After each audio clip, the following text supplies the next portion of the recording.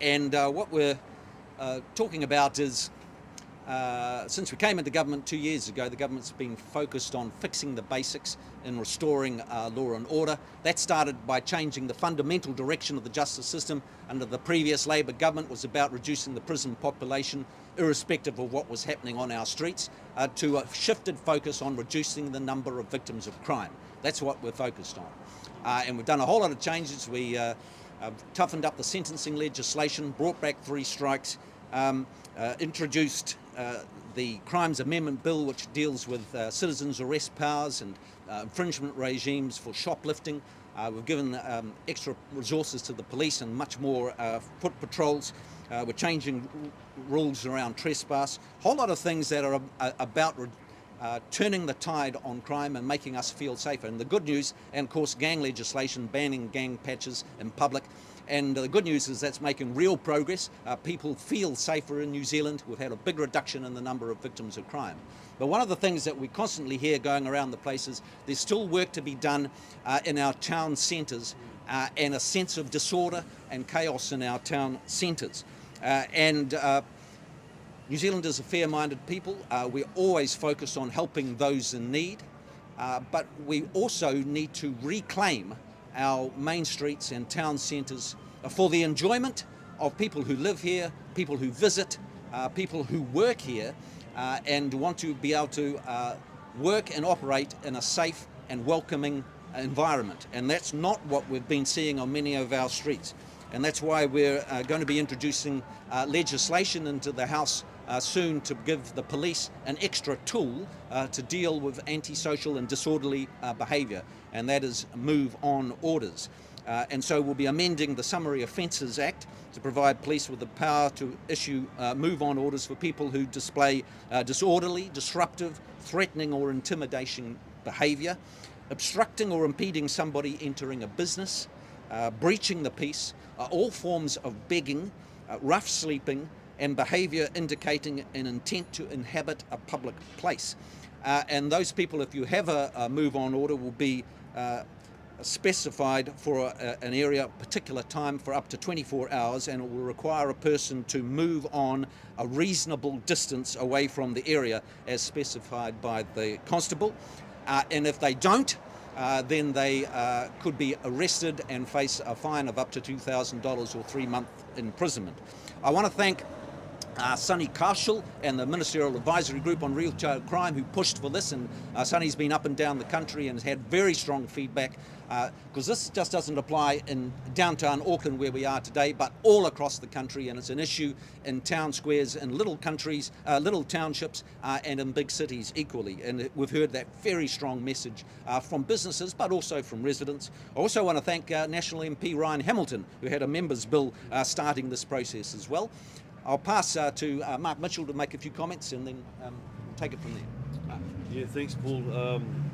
Good morning, everyone. Thanks for coming out today. Look, I guess my first comment would be there's been a lot of work done with our stakeholder group that came together when I became Police Minister, and that involved police, Sonny and his team, Viv, Heart of the City, our social service providers, CPNZ, our Maori wardens, and government agencies. And we all came together fundamentally initially because crime was getting out of control in the Auckland CBD, and it's our biggest city. It's the first place that many of our visitors from overseas touch, and there's a lot of residents and people that want to come in and enjoy the city and businesses. So that group has been very successful in terms of working together. We are seeing serious crime reducing in our CBD. That's good, but we continue, and this has been a problem for us for a long time as a country, as we continue to see people that choose to make the pavements somewhere that they want to live. And not only is it a safety issue for them, it's a big safety issue for the residents, for the people that want to come into our CBDs and enjoy them, for those people that are trying to run businesses and their employees. And so there was a gap in the way that we were able to actually deal with that. And I think that the move-on order, it's not a panacea. It takes a whole lot of different actions to be able to deal with these issues. But this is one of the actions that we think is going to make a big difference to making sure that we don't have people living on our pavements and on our streets. With that, I'll pass to Simeon for some opening comments as well. No, thank you, everyone. As Minister of Auckland, just want to say thank you to Minister Goldsmith for bringing this issue forward, but also to acknowledge the many businesses here in the CBD who have been raising this as an area of concern, an area of need. We have our city centre safety plan, which is very much focused on making sure we have a balanced approach. We need to make sure we are enforcing the law, and providing additional tools to police is a critical part of that, and will be massively welcomed by local businesses. We also need to make sure we're providing housing for those who need it. And last year we funded over 200 additional spaces for housing for people in the CBD who need it. And we have placed around 150 people into housing over the last few months. So we're taking a balanced approach as a government, making sure we provide support to those who need it, but also making sure that those who break the law, there are consequences, and that there are tools for our police to keep our city safe. So this new tool will be incredibly welcomed by local businesses here and in cities up and down our country. Thank you. I just invite Vivek to say a few words. Thank you for the opportunity. Some of you will know that 2026 is an incredibly important year for the Central City. We've had a decade of significant disruption. We've seen the RNZ International Convention Centre open last week. We've got the CRL coming on stream, and we've also got a lot of other investment. We have lobbied long and hard to make sure we have a city that actually addresses social needs and economic needs, and I do want to acknowledge the work of the government to listen and give us the various things that we've had over a period of time. Also council and social agencies, police and others who have made significant improvements here. We're absolutely delighted with the improvements. We welcomed 200 brand new international students to the city last night, and it feels a whole lot better to be welcoming them now than it did even not that long ago. So that's really great. But the one thing we do still have concerns about is antisocial behaviour. That continues to come up from businesses, as ministers have said, but also from people who live here. We've got grandmothers and other people coming to us raising concerns, and we believe this is the piece that will actually round out the total solution. And we have to be a city now that grows, that attracts investment, and that is aspirational, one that looks after our people, but actually is a great place to invest and do business. So we are happy to have been heard on behalf of the business community in Central Auckland. Thank you. Thank you. Okay, we're happy to answer any questions. Where are these people going to go? Well, the move on order will move them to a reasonable distance away. Now, of course, that'll mean different things in different parts of the country. If you're in Napier, if you're in Whangarei or in Central Auckland, it'll be different. Maybe a kilometre up the road, it may be outside the business district. And you might say, well, does that just shift the problem somewhere else? Of course, the law applies everywhere in the country. And so if you are told to move on and you go up the road and you start doing the same behaviours again, well, then you'll be subject to another move on order until the message gets through that society doesn't tolerate these activities. Does this mean that being homeless is illegal? No. What we're criminalising is a refusal to follow a move on order. So when police come along and say to somebody, if you're being disorderly or doing one of the behaviours that's outlined with this legislation and you refuse to comply, then you can be arrested. But then what is the offence? Is it if they're rough sleeping somewhere and they're told to move on, does that mean the fact that they were just rough sleeping is not allowed?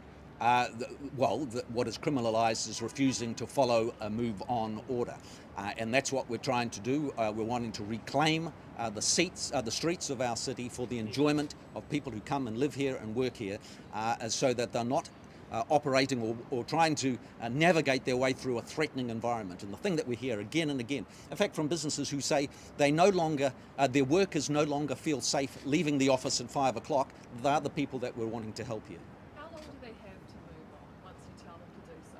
Well, they need to move on immediately, and they've got to stay away for 24 hours from the space that they move on from. And what assistance will police give those people if they're unsure where to move? They've got nowhere to go.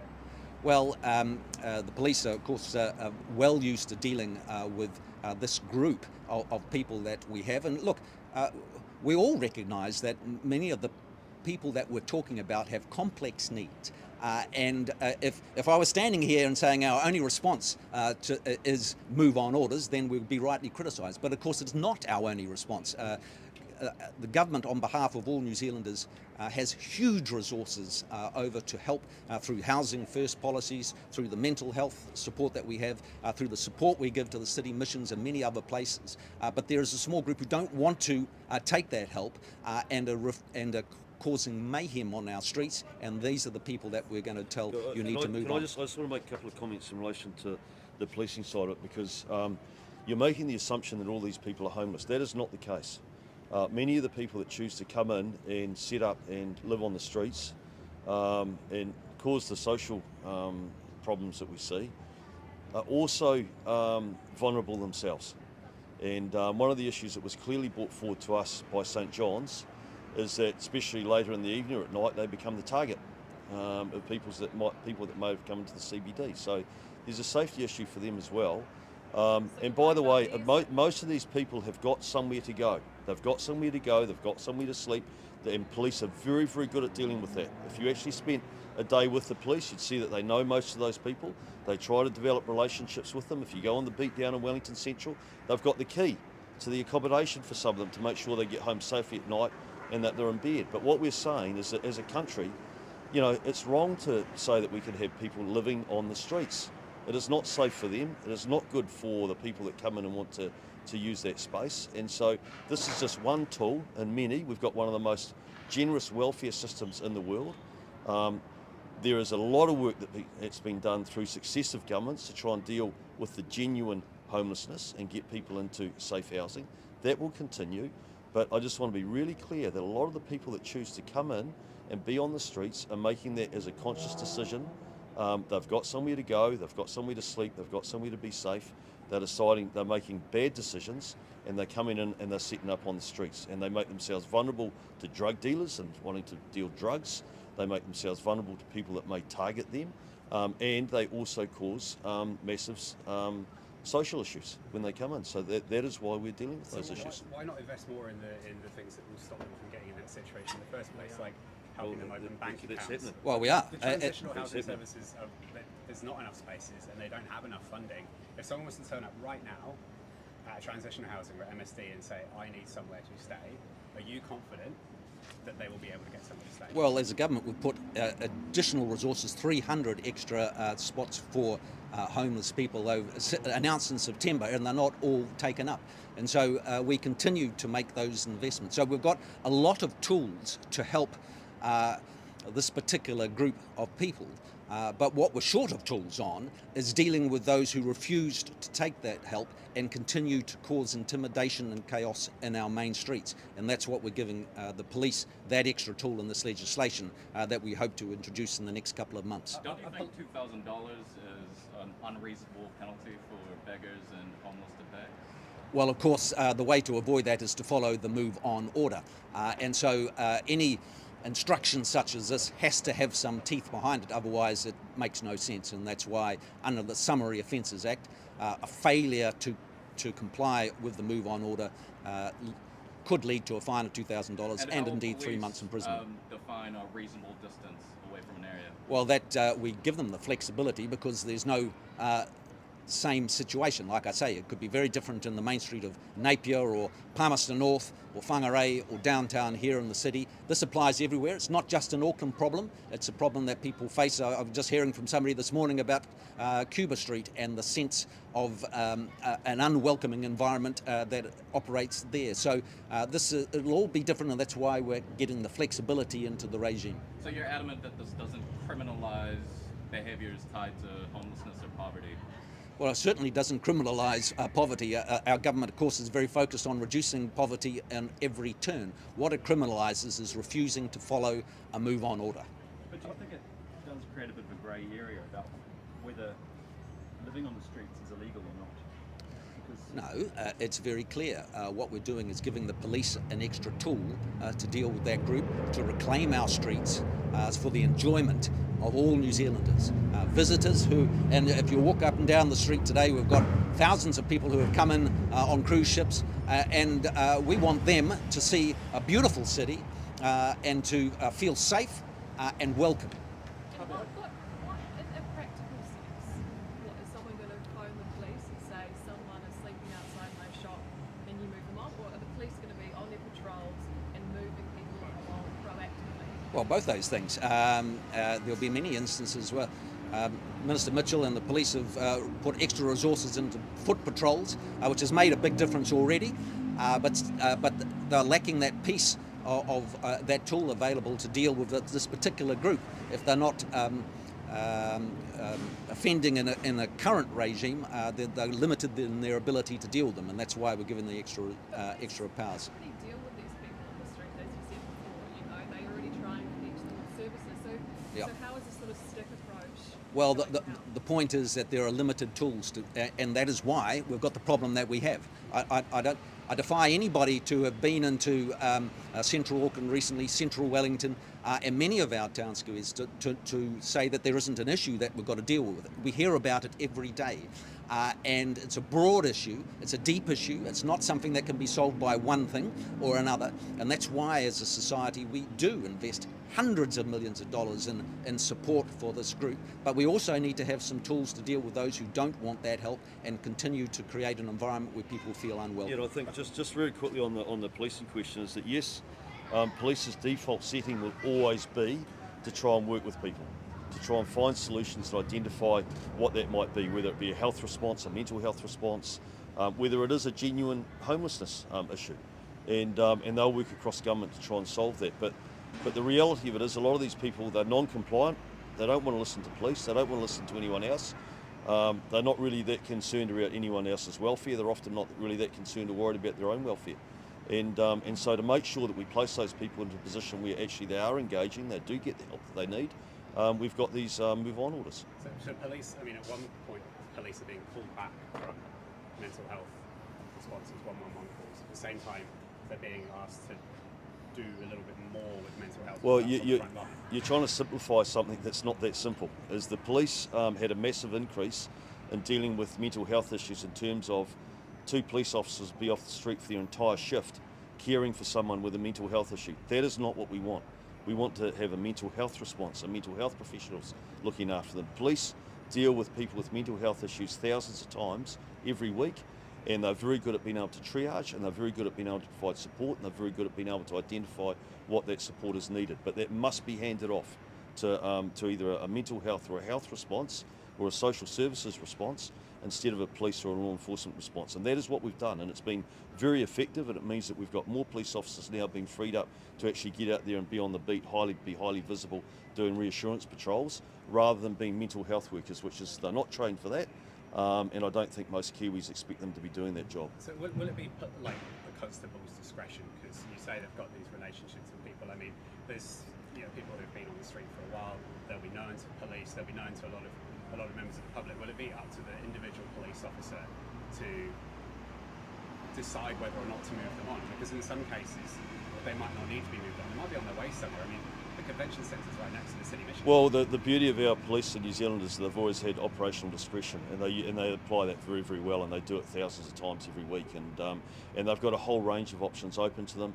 This is another one now that allows them to deal with. There's a gap in the response for police, and we feel very strongly that we're filling that gap with these move-on orders, so that it's not a huge group of people, but there's a group of people out there that choose to come in and cause trouble on the streets, choose to actually create issues for other people in our CBDs, ignore the fact that they're putting themselves at risk as well, and ignore the police and everyone else that tries to engage with them, other government agencies that try to engage with them.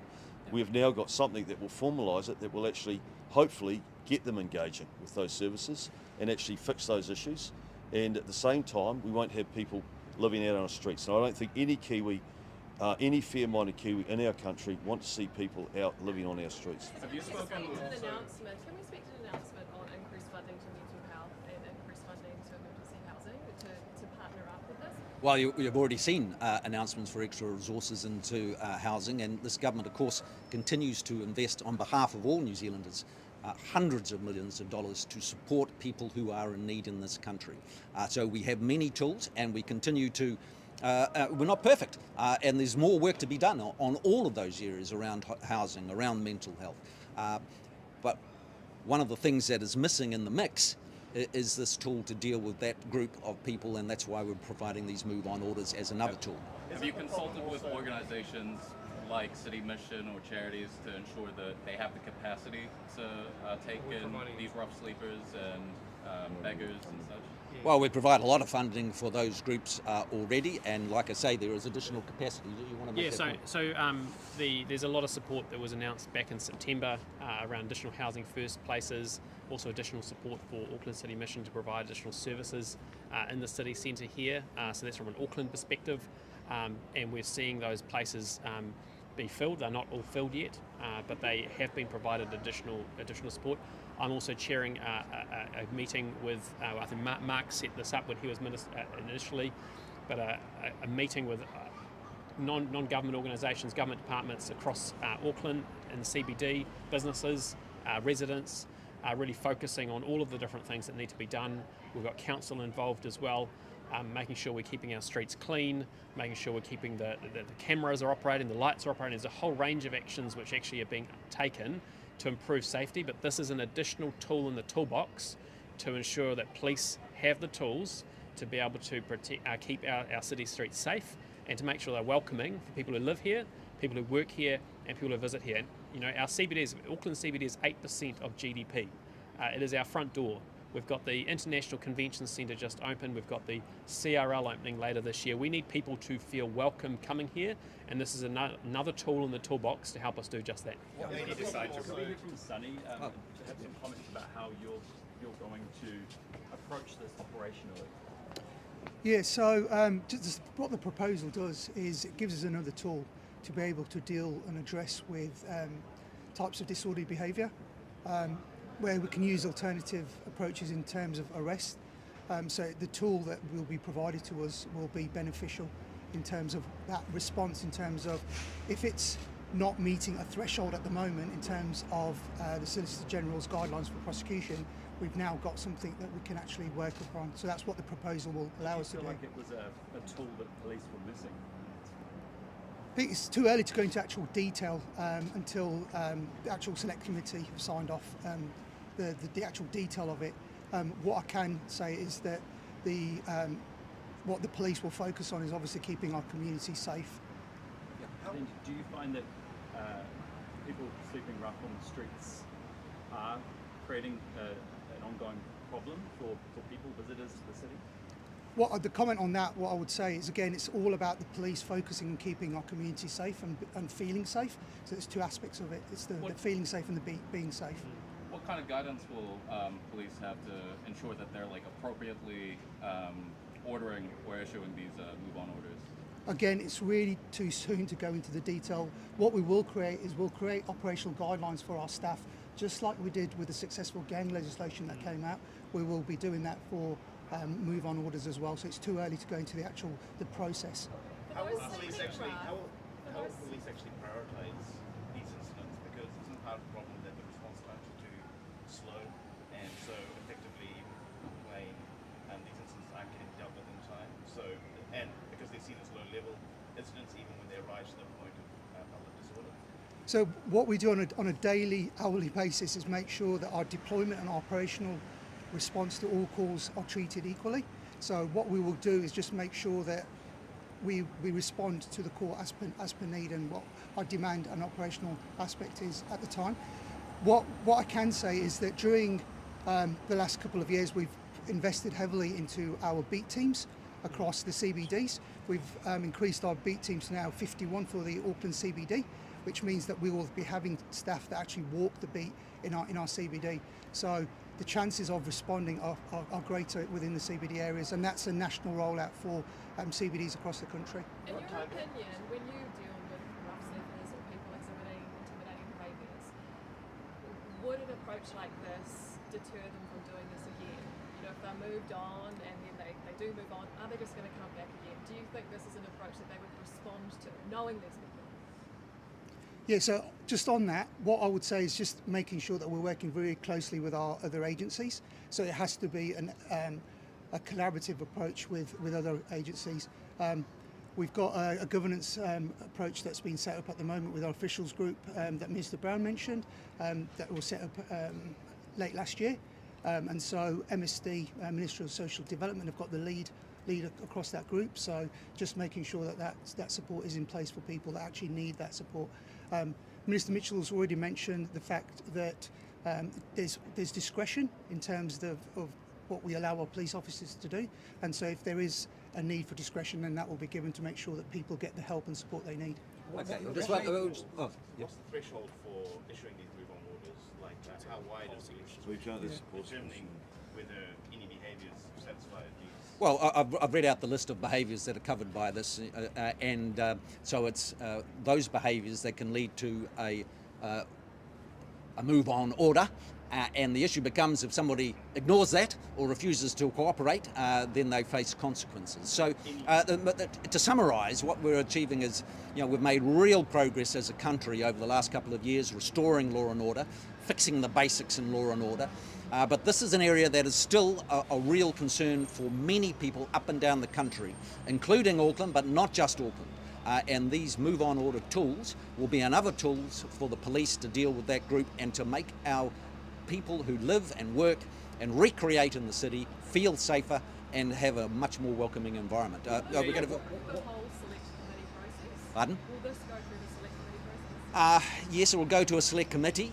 The exact timing, we obviously want to get this in place as soon as possible, but we also want to give a real opportunity for the legislation, when it's drafted and introduced into the House, properly scrutinised. So the exact timing of how that goes through the House is yet to be determined. What made you decide to roll it out nationwide? Obviously, there's been a lot of work done around getting it ready for Auckland. Yeah. Were you sort of given confidence that everywhere else will be able to do the same thing? Well, because it's a broad issue right across the country, and Sonny Koshal been at 14 different meetings in disparate parts around the country, and the message has been consistent that we've got an issue here that we need to deal with better as a society, and so it's just not an Auckland thing; it's a nationwide thing. Can I just speak to that really quickly too on the police side of it? It's a really good issue that you raised. Is that we spoke about the gangbang legislation, right? And we went through basically 6 months of everyone telling us that would not work, and why were we doing it? The police have done an outstanding job of operationalising that. One of the big criticisms was, well, how are the police going to operationalise this? How are they going to police it? They've shown they're a world-class police force, and they've got out there and they have policed it. And this will be no different, is that they will operationalise it, they will have plans around how they're going to roll this out, and I've got no doubt at all that this is going to be a really positive step in the right direction in terms of being able to deal with people with empathy, being